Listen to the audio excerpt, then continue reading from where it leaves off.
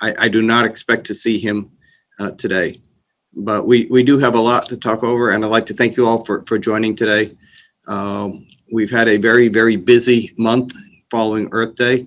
A lot of great work has been done focused on the greenhouse gas plan, as well as talking about the stormwater master plan.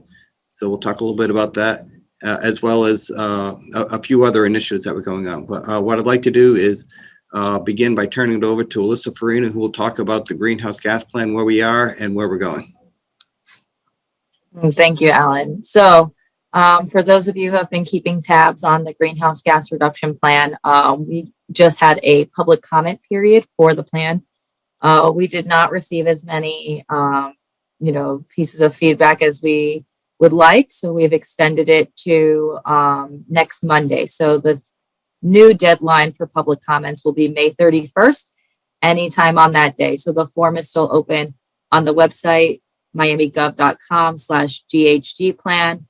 And you can use the form there to provide us with comment, or you can email us at resilience@miamigov.com and send us, written word comments or anything like that. For example, I know a group of individuals we're working with Zalalem and Miami Climate Alliance to come up with some group feedback. So, if you don't want to take that and analyze it, put it into the form, you can just email it to us there, and we will review it.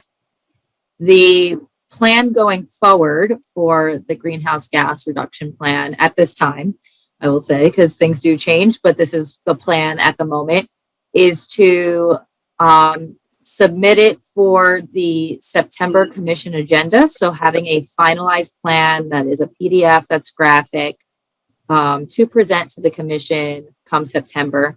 And then that will be, reviewed by the commissioners and hopefully approved and, become the official greenhouse gas reduction plan going forward. The, next steps, things that we're working on is working with our groups internally to come up with implementation steps for the prioritized actions that were listed in the plan. So that's something that people who haven't been able to comment on the plan can look at and give us comment on. We have 18 highlighted actions that are prioritized that we intend to take a step further and come up with key milestones and, lead departments and, thinking about what kind of resources are going to be necessary to move those actions forward. So if you agree with those, great. Let us know. If you disagree and you think something's missing or something should be added, also let us know. Either way, it's great feedback just to know that our priorities are aligned with the public priorities. And additionally, we are continuing to work on our green economy component. So that's the N in the Green Goals New Economy component of the plan. We will be workshopping internally and then working with a few partners externally to review the recommendations and the analysis put forward by that plan, and then coming up with a list of actions. And, we heard from you all that you would like that component to have its own feedback period. So we will be putting that out for public comment probably around the end of June or early July. So stay tuned on that. We will certainly at the next Resilience Action Forum have more information about that and what that will look like.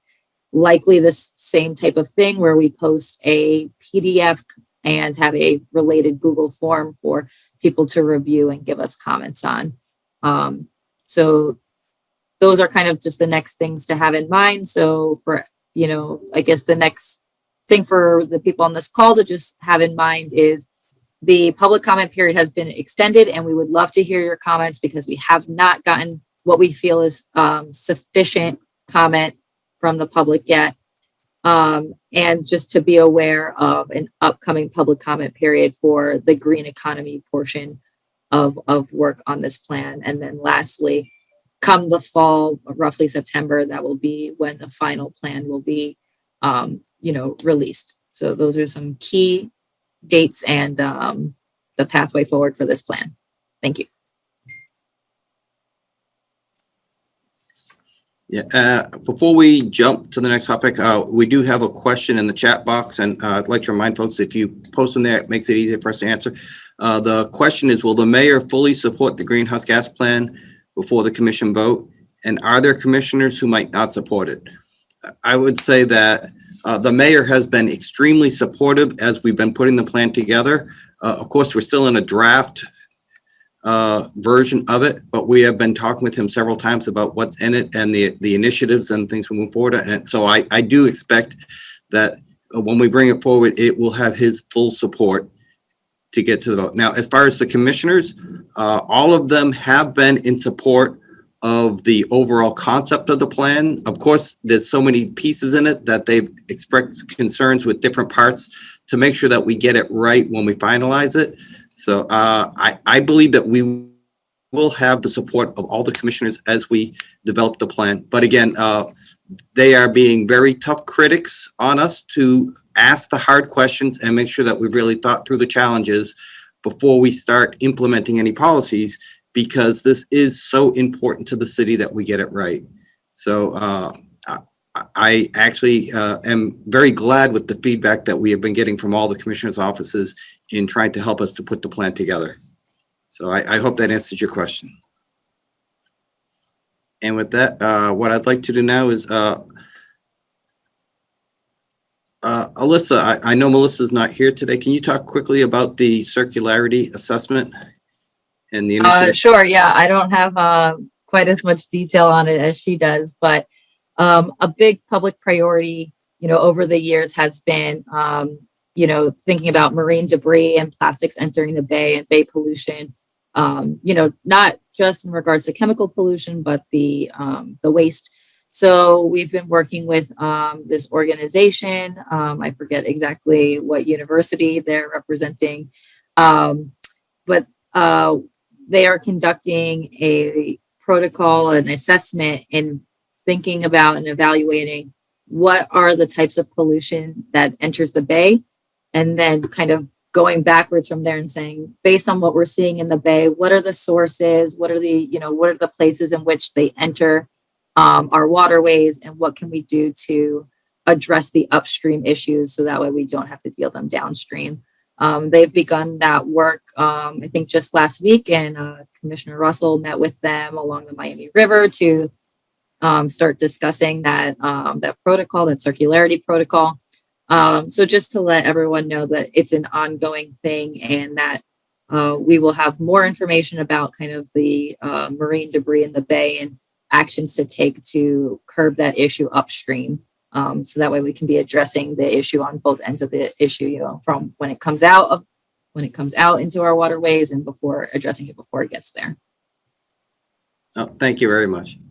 And then the last thing is we have two ordinances that are going to the commission this Thursday for second reading. The first one is the fertilizer ordinance, which just tightens up a little bit on our fertilizer ordinance on when you cannot use fertilizers, how much you can use, and to get us in alignment with the new county fertilizer ordinance that was passed about a month ago. The second one is the Building Efficiency 305 program, and Jonathan is going to give us a quick overview of that, and then we will open up the floor to start the conversations. So, Jonathan.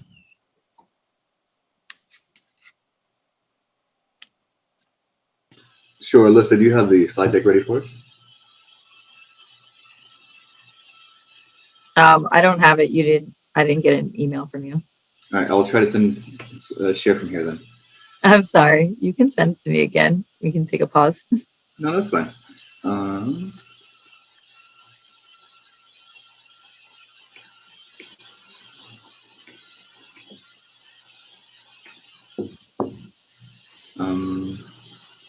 Let's just go with green. All right. So, and then go into.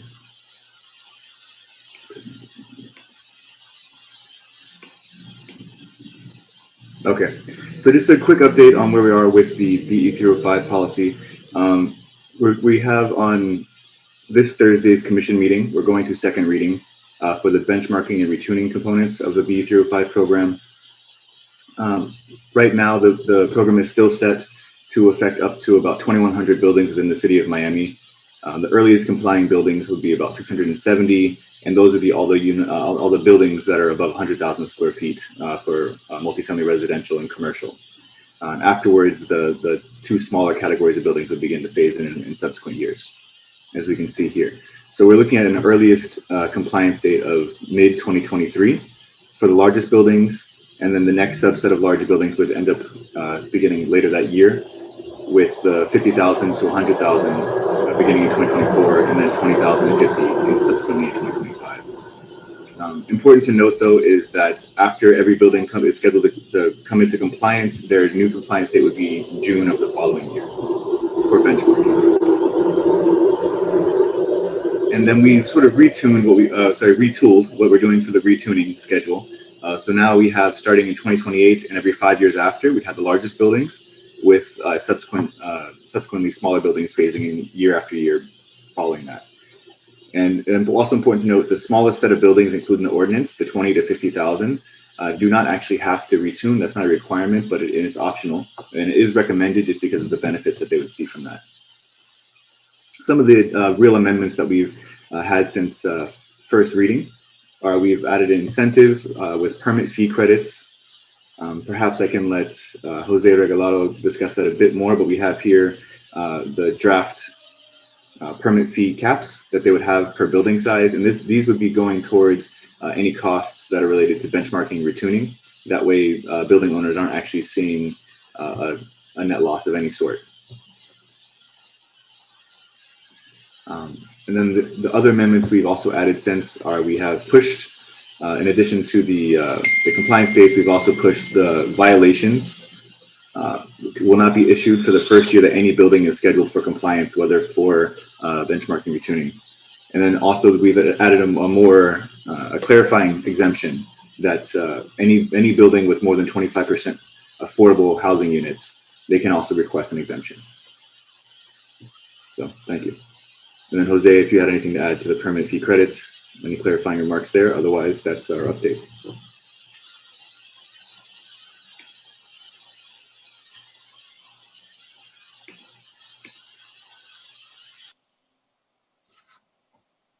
Okay, I'm not hearing anything. So how about if we open up the floor and we'll answer questions or start a conversation about anything that we've already talked about or anything else that you may wish to bring up today. Yeah, and if anyone has any questions about the greenhouse gas reduction plan or comments that they want to give us here instead of, online, we're also open to hearing them now or answering those questions now.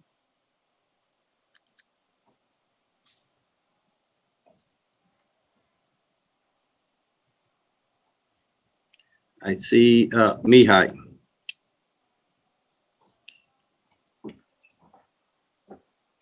Yes, hello. Good afternoon, everybody. Hello, yes. Yes, can you hear me? Yes, we can hear you, Mihai. Yeah. Hi. Okay, so my name is Mihai Preda. I'm with Parents for Future, Miami. And the goal of our organization is to make sure that the city does what's necessary to have a safe future, right? So I submitted a question at Commissioner Russell's meeting last week, and I submitted it online in various forms. We have asked it, and the question is, what is the scientific basis for the Miami's greenhouse gas reduction plan? And by that we mean, what is the basis that the greenhouse reduction plan is in line with the 1.5 degrees C target present in the Paris Agreement? And we have not received any question. Can you address it, please? Alyssa, I think you sent out an email. Yeah. Yeah, I can kind of just read it off now, just so we can have it on record here. Hold on one second. So we felt that we have sufficiently responded to this, but perhaps we've been not so clear in what our answer, or so I'll kind of read you kind of our formal response, and then if there's any other question, I'll give you the permission to speak in a second. So I'll say that we're working with C40 cities and AECOM to develop a highly ambitious and Paris compatible climate action plan. As the final plan will be approved and certified by the C40 and their staff for compliance with a number of criteria on their climate action planning framework. And part of that is agreement with Paris Climate Accord goals. And one of the big overarching global goals of that is 50% reduction of emissions globally by 2030. And then they have, a carbon budget for all of the C40 cities. Again, it's a global issue. We're just one player. But the C40 cities deadline 2020 report sets a goal for all of the cities in the network to achieve a 2.9 metric ton carbon dioxide equivalent emissions rate by 2030. And based on the 60% reduction below 2018 levels by 2035, and that coupled with our climate projection for the city of Miami, that would result in city of Miami emissions reaching 2 metric tons of carbon dioxide equivalent per capita in 2035. So that's in line with that C40 goal that is aligned with a 1.5 degrees Celsius global goal. So in that way, and we trust our technical advisors at C40 who tell us, if we get to that 2.9 metric ton of carbon dioxide equivalent by 2030 goal, then that's alignment with 1.5. Like we trust C40 and their guidance on this, and we're going to continue to rely on their expertise as we move forward with our carbon neutrality goals. And one thing I will say is I know and I hear the feedback that ideally we could be more ambitious, and if we could, we would be. But there are lots of structural barriers, and the city of Miami is not responsible entirely on its own for the emissions that come out of the city of Miami. It's a global issue, it's a regional issue, it's a state issue, it's a national issue. So we will be documenting in the final version of the plan, it's called a barriers analysis, saying, what are the structural things in place that need to change for us to scale up our emissions reduction more quickly, more ambitiously. We've kind of outlined them in our actions and in that wedge chart, but like the fuel mixture for the electricity grid, we don't really have much, we can't control that ourselves. We have the state preemption now in place. We have, internal combustion engine vehicles that we can do what we can to create an environment that is habitable for electric cars, but we can't force people to adopt them more quickly than they are ready. So there are a few different things, and we'll detail them out in the plan. But just want to put it out there that our goal, we feel, is as ambitious as it can be with the jurisdiction that the city has. And if people would like us to be more ambitious, we're in agreement. But there is advocacy that can be done at or with partners that are outside of us or entities that are outside of us at the federal, state, utility type of level that can help us as well. So we do appreciate the push, and just hope that, the way that you're pushing us, you're pushing others as well.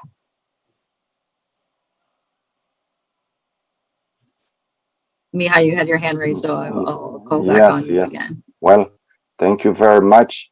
Okay, so I understand that the city does not have jurisdiction over FPL, for example, and likewise over the people who decide or to leave their home cars at home or not.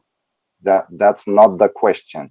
The question is, does the city set a goal that is in line with the science?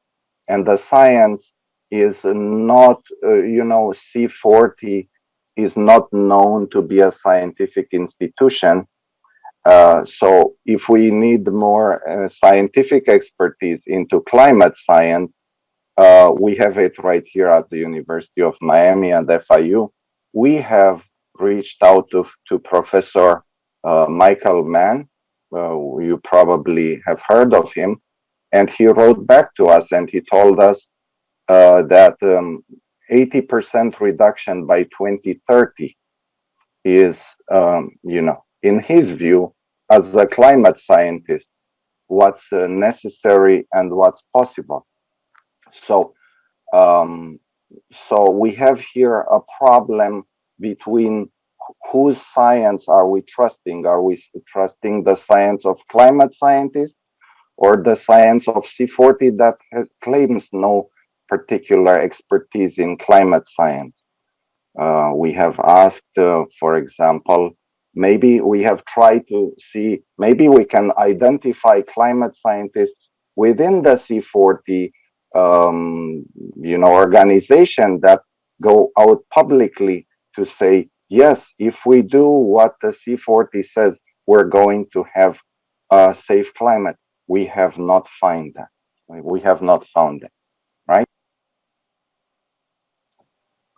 I think that there is expertise in C40, and we, as a member of C40, we will align with them.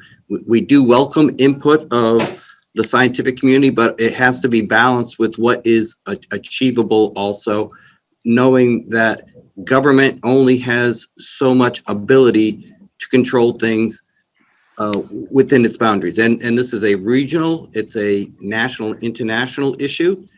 We are doing our part here in the city of Miami in achieving what we can, but there's some things that would help us to get there faster, but we simply are not able to impact in the way that is necessary.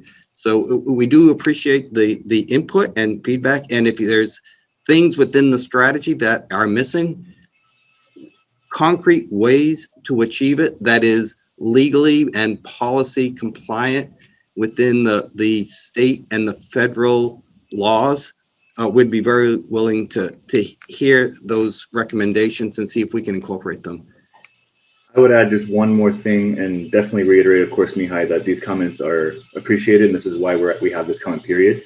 But also C40's deadline 2020, which we're, as you've noted before, not quite in line with in some aspects, but as Alyssa mentioned earlier, the per capita CO2 equivalent, we will be in line with by 2035.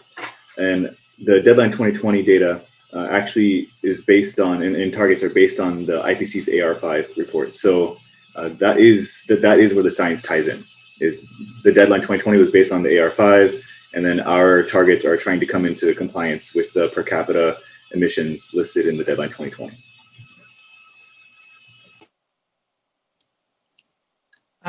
I was a quick question here from Eric Offengand is in regards to BE 305. Why are affordable housing buildings exempt? Shouldn't we make these buildings more efficient to reduce energy burden on low income tenants? So yeah, Jose, you can speak to that one. Jose, we're not hearing you. Maybe turn off your mic and then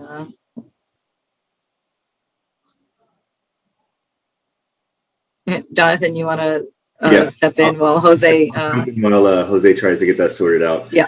So our goal is 100% to really target this, actually, because equity is a big part of all the programs we're trying to do here in terms of climate adaptation and mitigation.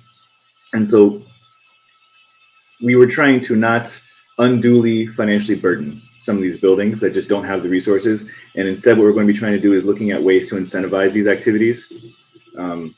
I will say that the 25% was a later addition. The exemption for 25% affordable housing and higher was a later addition at the request of other public comments and some sentiment we received from commission during the last meeting. Can you hear me or no? Yeah, we hear you now, Jose. So just, Jonathan already answered, but these amendments were all added based on city commission requests.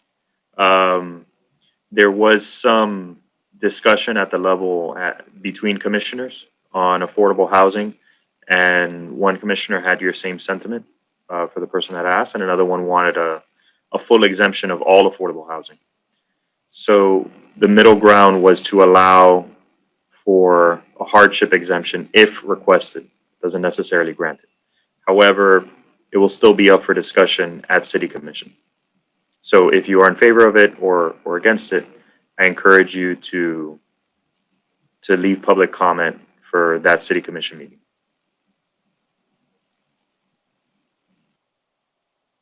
And that commission meeting is May 27th, correct? Yeah, it's in 2 days. Yes. Apologies. The next question is from Juan. His question has to do with green economy initiatives, looking for guidance in terms of pathways for local companies with innovative technologies to help with greenhouse gas reduction goals. For example, he would like to present a proposal for transforming organic waste into biochar, which helps with carbon sequestration. He understands that, that's not totally under the control of City of Miami. It is a collaboration with WASD and Miami-Dade. But if they are thinking about potentially working with the waste site at Virginia Key. So he's wondering who should he reach out to? And then also more broadly, I think there was a question around this at the town hall of just, if there's companies who have ideas that could tie into greenhouse gas reduction efforts, who should they contact and kind of what is the route for that kind of request or proposal? Okay, so I will say that there's a couple different ways to get into that. First of all, if anybody has been following the mayor on Twitter or in the things he's doing, he has really been focused a lot on innovation, tech, and new economy issues. And so there's a whole board that is focused on how do we improve innovation, and particularly as part of that, looking at the green economy stuff. So if you have an idea or something like this, whether it's the specific thing that you are talking about or anybody else, you can send an email to me, and we will get you in contact with the folks who are working on the tech aspects of it. The other thing is, if you have a great idea, and WASD and Miami-Dade are not the City of Miami, but we work closely with them. If you have a pilot project that may be something you're willing to put a little bit of capital in to work with us on, to see how it works and demonstrate the value of your idea, again, send us what it is so we can start talking to the right folks and see how to implement it. So a couple different ways, whether you're looking to implement something to demonstrate it or to just get involved with the right folks and make those connections.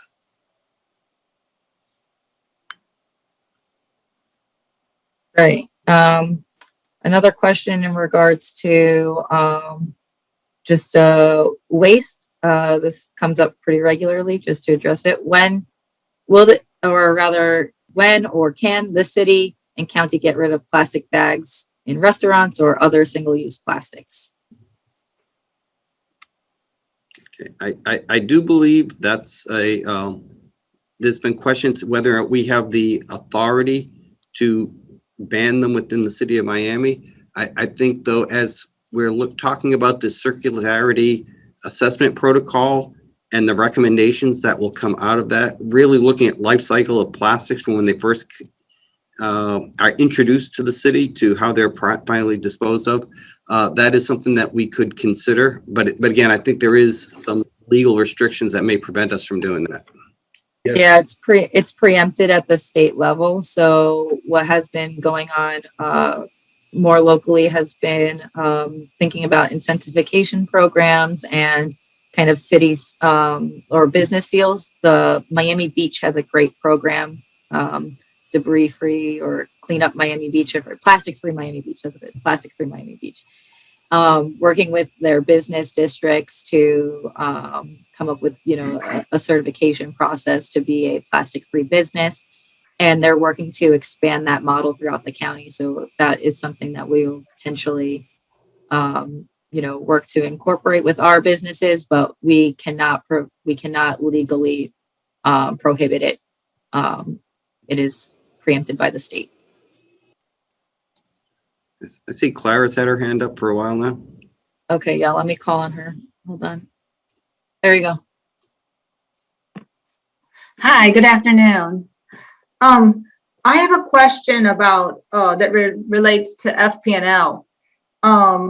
So the last meeting, or when there was Commissioner Russell asked a question about solar panels, and could the city put on solar panels on all of its buildings, and the answer wasn't yes, because they said, well, I gave all these reasons, but to me that's clean energy, and FP&L currently has 2% renewable energy with solar panels, which is not much.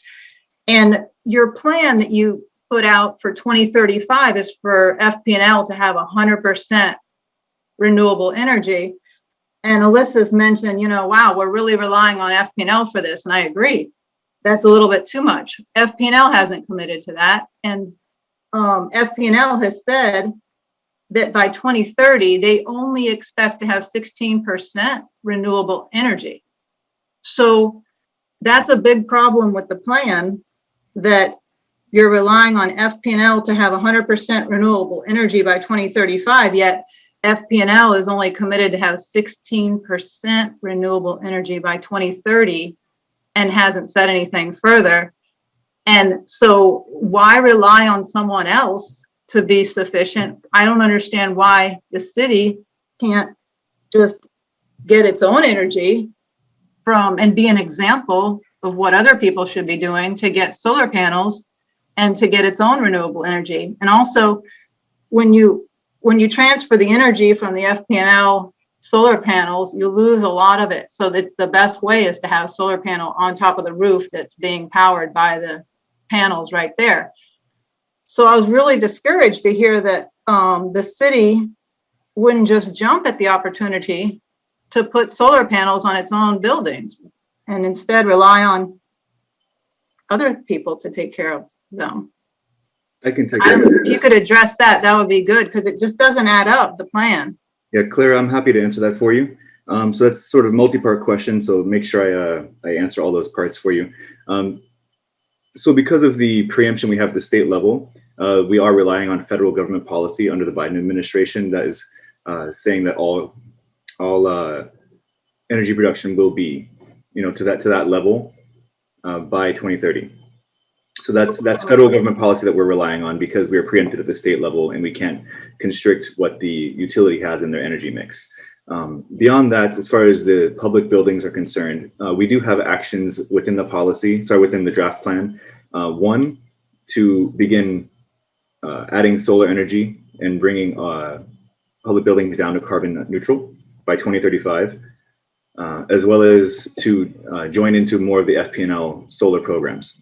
So I believe the question you asked during the last meeting was a timeline, and because this whole plan has to go through to commission, and there are other things that need to be solidified in the meantime, we don't have a hard timeline for when public buildings would have solar panels installed, but it is something that's within this plan.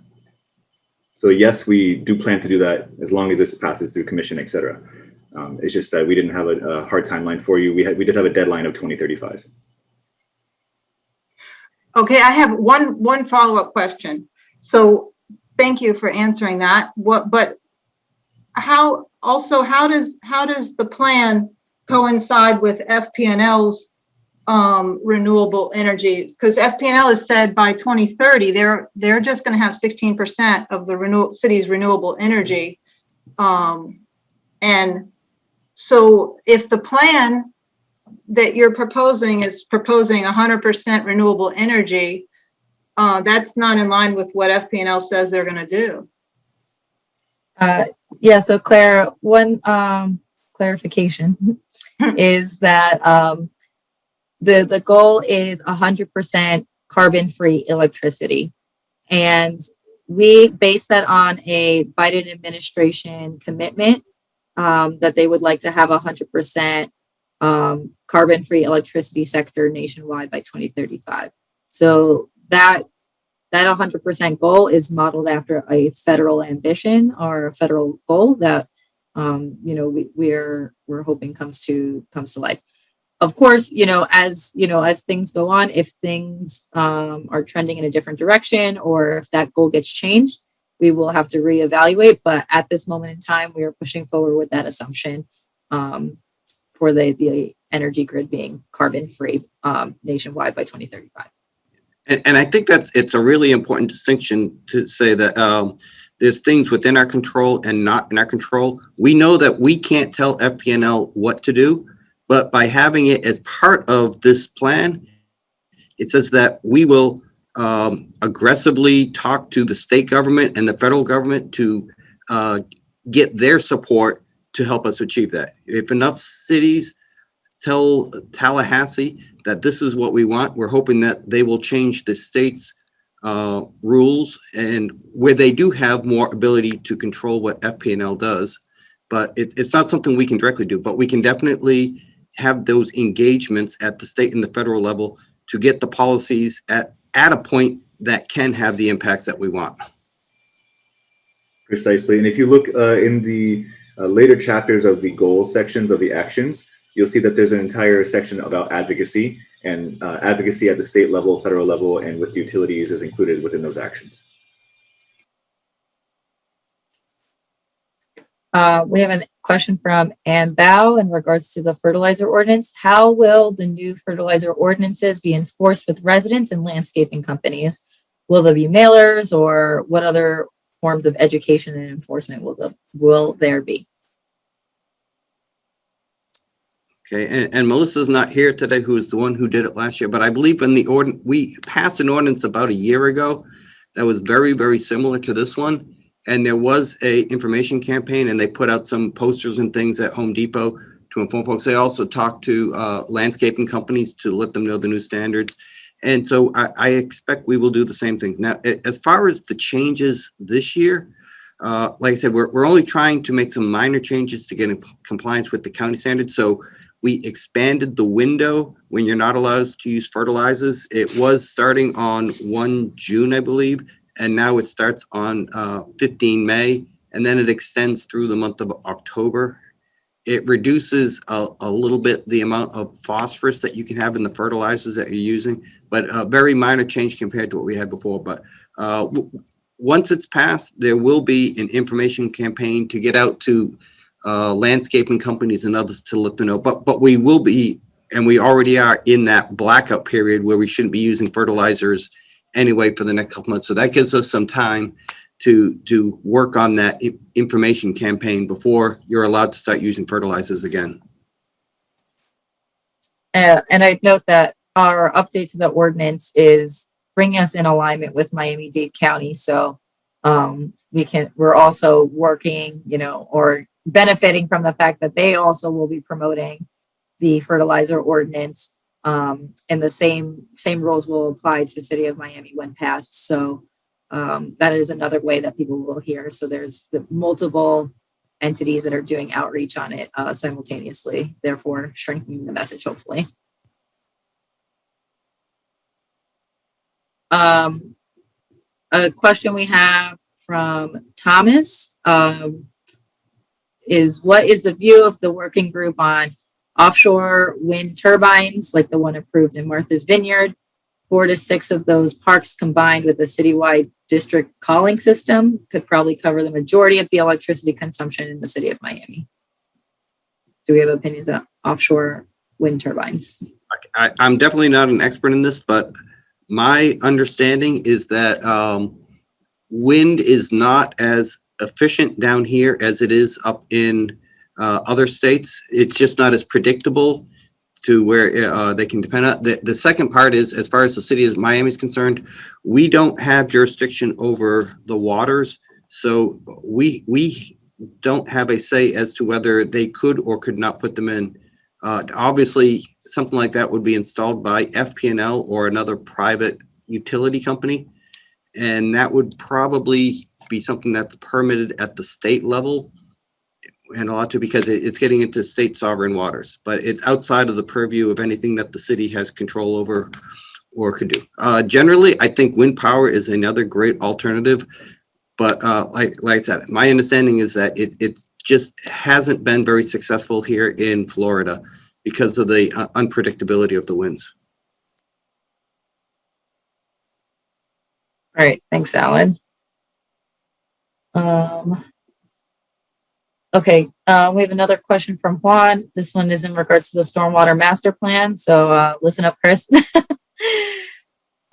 With respect to the city stormwater master plan and the intent to use new technologies to improve the quality of the water, what is the city doing to treat stormwater? And by treatment, I mean using a filtering media to eliminate dissolved pollutants present in the water. Examples include hydrocarbon, heavy metals, bacteria, nitrates, which are absorbed by inlet baskets or external plates. Are you contemplating the use of combination of technologies to purify stormwater before it's discharged to the bay, and or being injected into the aquifer? So yes, that's all those items are all items that are contemplated for basically existing systems as well as new systems to be built. I mean, we're talking anywhere from $3 to $5 billion worth of stormwater infrastructure needed over the next 20 plus years.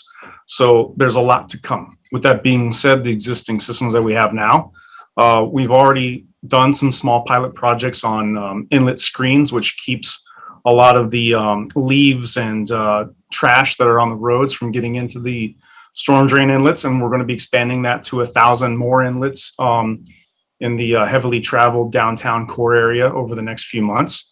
So that's going to greatly increase, or shall I say decrease, the amount of trash, plastics, leaves, which of course degrade and put phosphorus and nitrogen into the systems. We're always working with solid waste in order to have them increase street sweeping frequency, especially on streets that aren't really swept regularly to begin with, which is actually the first step. Getting the siltation off the roads, as well as the plant debris off the roads, that's the first and best bang for buck way to improve water quality, which we are constantly working on improving that process. Filtration systems inside the actual stormwater system, also looking into those, and we'll be employing those where they're appropriate. We will do inlet baskets, which are drop-in baskets. So when the water goes into the flat horizontal inlets, items can be caught inside the filtering media, which also does take some of the petrochemicals and other heavy metals out of the system. And then also at least one or two of our stormwater pump stations, we actually have a very large cartridge filtration system. An EcoVault is what that one in particular is called. And we will be looking to install many more of those at our pump stations, especially in areas where we know we have heavy pollutant or properties with heavy pollution issues. So these are just a few of the gray solutions that we're definitely going to be employing in our construction, both on what we have today and what we're going to be building in the future. But don't forget also, we're looking to improve swale reclamation in neighborhoods, which lots of neighborhoods in Miami have taken up their swales and they don't meet current codes for swale paving. So as we go through and we do stormwater improvements in neighborhoods, we will be cutting in swales where they should have been all along, improving the percolation of the soils, and then repaving the soils per the code and putting in more plants, which absorb water and of course also helps filter the water before it gets to the stormwater system. There's other things, talking with our folks in planning and zoning and working on perhaps updating some codes to where we can start requiring things like green roofs and green walls, especially parking garage structures. You start seeing that a lot lately, which actually reduces significantly the amount of water getting in the ground, cools the air, and also improves the water quality of what does finally hit the ground. So we're always working on ideas like that to improve what we require for developers to do. And then there is things like bioswales and exfiltration trenches, which are oftentimes considered gray, but they're actually green because you percolate the water into the ground before it gets into any sort of aquifer that is for drinking or into the rivers or the bay. So these are all items that we're planning on doing and we actively are doing. And there's more to it than that, but I don't want to take up the entire time just throwing out random things. So yes, we're looking hard and heavy into improving water quality because we recognize, not just because of the fish kill that happened last year in the bay, but we recognize it as engineers and stewards of the environment in general, that we have to not just treat water as required permit, but actually treat it above and beyond. And that's what we're working to do in every design that we do.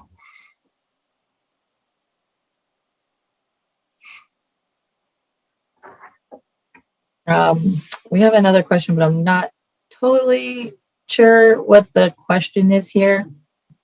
In regards to, and Juan says, thank you, Chris. So, just in regards to a concern that, FPL may not be favorable to private installation of solar.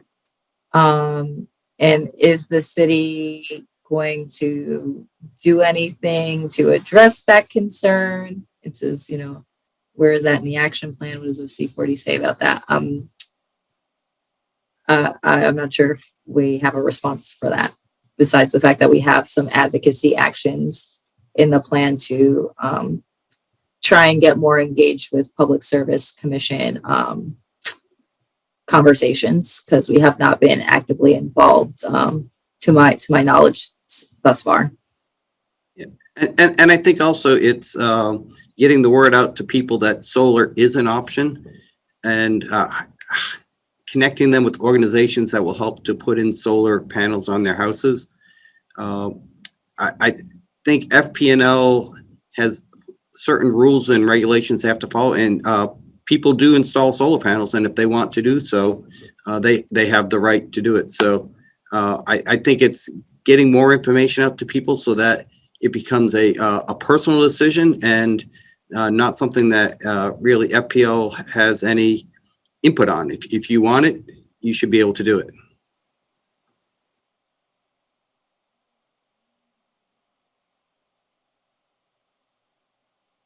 And the other thing I would say, I'm reading, where is this in the action plan? A part of our action plan is specifically on increasing the amount of solar in the city, and that will definitely require greater personal use of solar panels.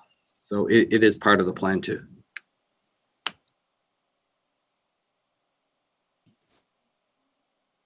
Yeah, I think that's, we have another hand raised. We have Mihai again, so I'll allow him to speak. All right, so thank you for bringing up solar panels on roofs and on people's houses. So that if people are supposed to adopt solar for their own use, well, one reason is that they can save money on electricity. Another one is that they can, do their part to improve our chances that we stabilize the climate. And that brings me to a subject that we have been talking about for a lot of times here, which is what is the city doing to let the population know that we are in a climate emergency. We have argued a lot over this field on the homepage, right? That it was nowhere. Then we asked the city to put it there. Then you put it. Then you took it away. Then we asked again to put it. Then you put it. This is not really going anywhere. So can you please address what is the city doing to let the population of Miami, not only the volunteers on this call, but everybody, the 500,000 people, know that we are in a climate emergency?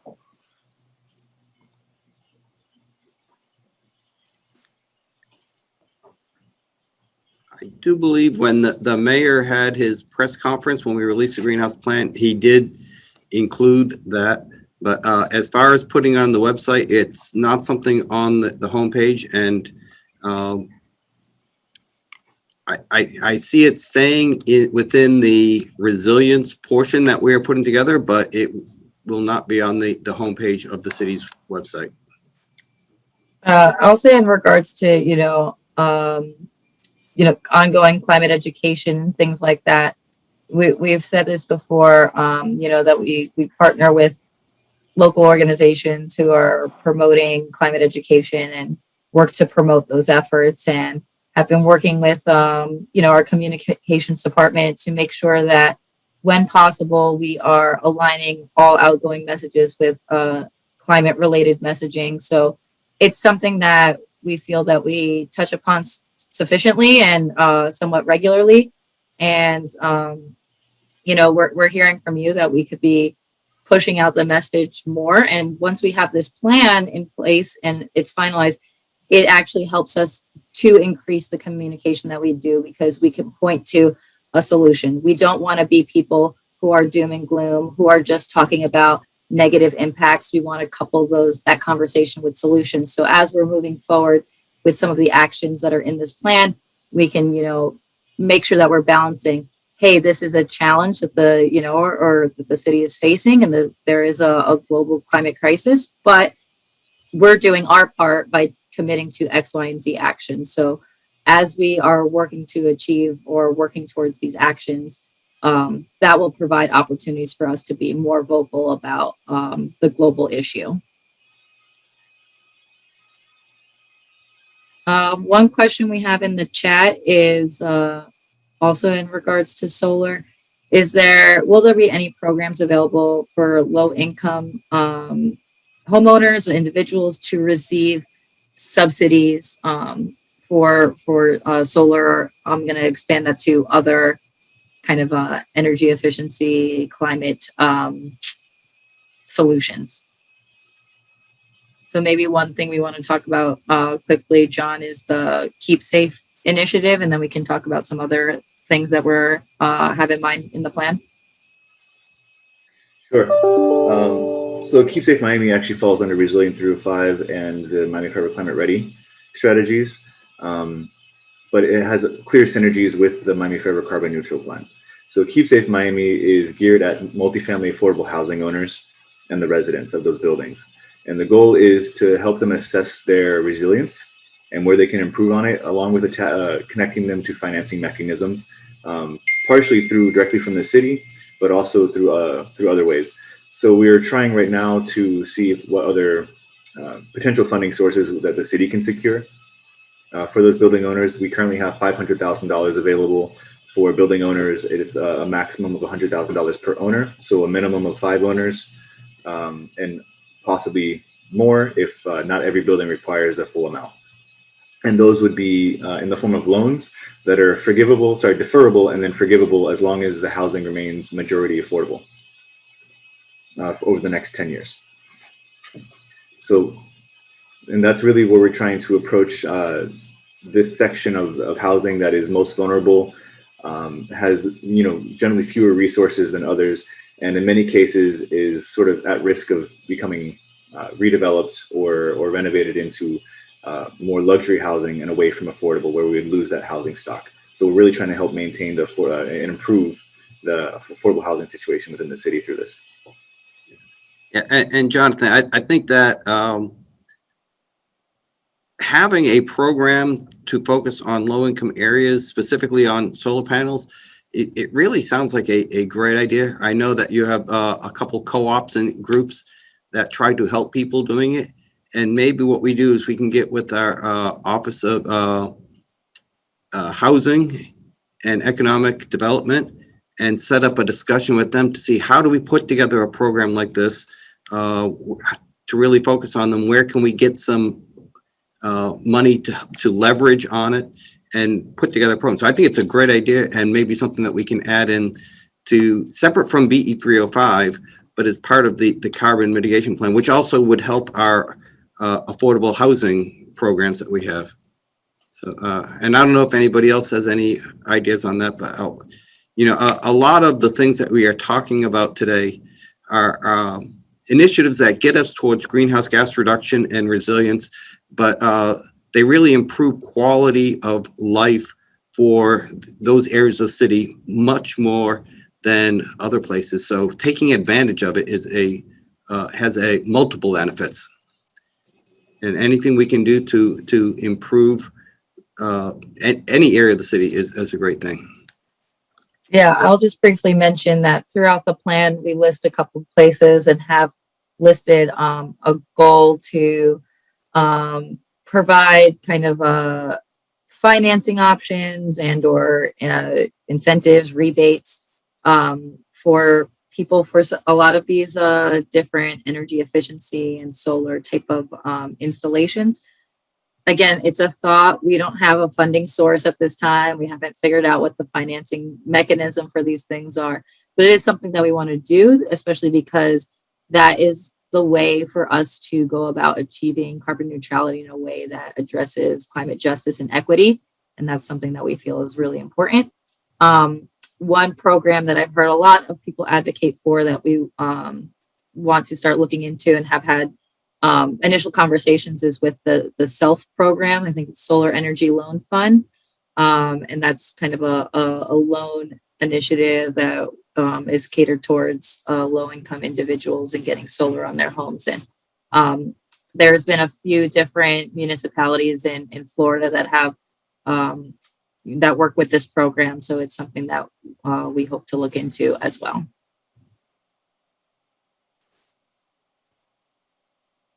And say with that, that's all questions for today. You're muted, Alan. I'm sorry about that, but yeah, we are running out of time and I got to jump into another meeting. So I'd like to just close up by thanking everybody for being here today.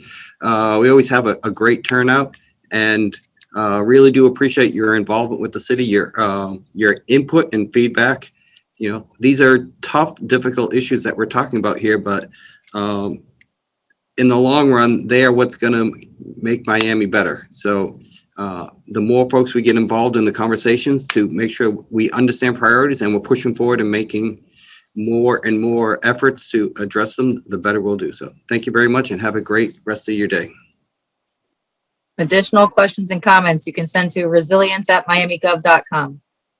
Public comment is open for the greenhouse gas plan. Thanks very Send much. us your comments. Have a good day.